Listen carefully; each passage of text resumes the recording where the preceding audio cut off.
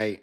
And I know we're all in different places financially. I know everybody, like, what's a lot of money to one person is not a lot of money to another person, and what's a bad scenario to one person is not a bad scenario to another person. Like, the most simple example is we've been through in my lifetime so many recessions. I have felt very little impact to those recessions. You know what I mean? Because we already been in a certain income bracket where we didn't impact us very much at all, right?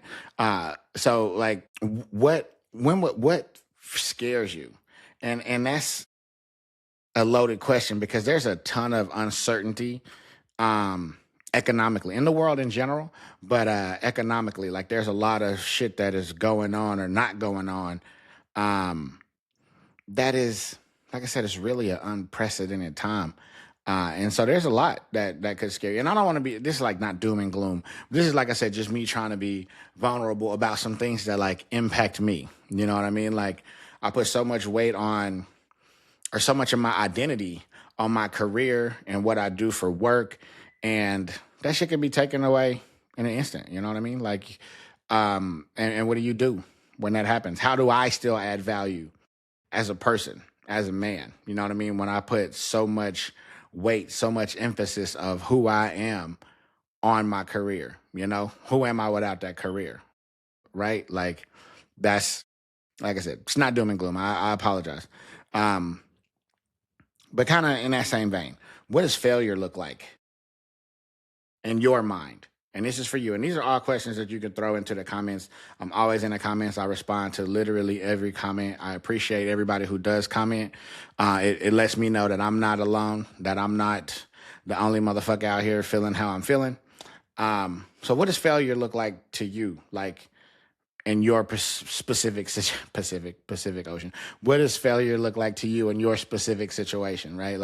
Like I said, I place so much emphasis on my career and growing and developing that career and adding impact and adding value to other motherfuckers. Like, you know, I don't know. I don't even want to go down that. Excuse me. I don't even want to go down that road there. But I'm not. I'm not. I'm just trying to articulate myself. Like I said, I'm not trying to be doom and gloom. But I come back from vacation, which one of the ladies, I was like, "You ladies live here?" And they's like, "Yes, this is paradise."